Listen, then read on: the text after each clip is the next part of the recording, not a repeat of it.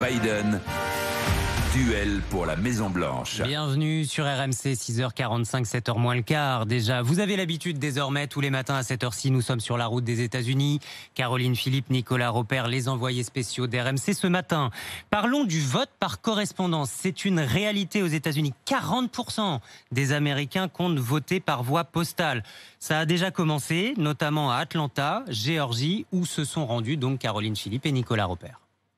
Son enveloppe blanche et jaune à la main, Kyle s'apprête à voter par correspondance. Une première pour ce dessinateur de 31 ans qui réside dans ce quartier cosy d'Atlanta. C'est mon bulletin de vote. Je dois trouver l'urne de mon quartier pour le déposer et voter. L'urne est là, installée à l'entrée de la bibliothèque municipale. Le jeune homme glisse délicatement son pli à l'intérieur. C'est fait, à voter pour 2020. Je suis super content, j'ai hâte que Trump dégage. Il me dégoûte en tant que candidat et représentant de notre pays. Et je pense que si on change de chef d'État, on remettra le pays dans le droit chemin. Pour lui, ce vote par courrier est sans hésitation le moyen le plus facile et le plus sûr de s'exprimer.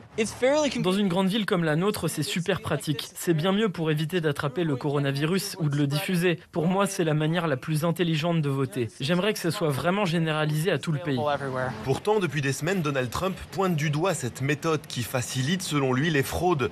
Il a même incité ses partisans à en profiter pour participer 2 fois au scrutin.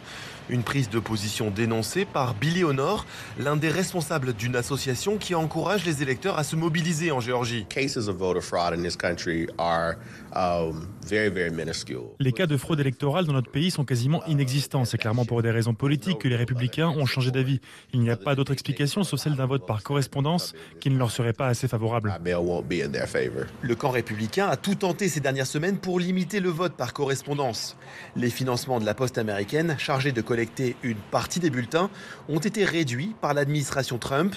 Mais pour Stacey Sabir Brown, représentante des postiers de Géorgie, les employés de la poste font leur maximum pour que ces bulletins soient acheminés. On fait du mieux qu'on peut, on fait des heures supplémentaires, on a recruté pour remplacer des employés malades du Covid.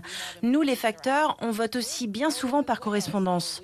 Donc nous voulons nous assurer que nos bulletins arrivent en temps et en heure pour être pris en compte pour l'élection.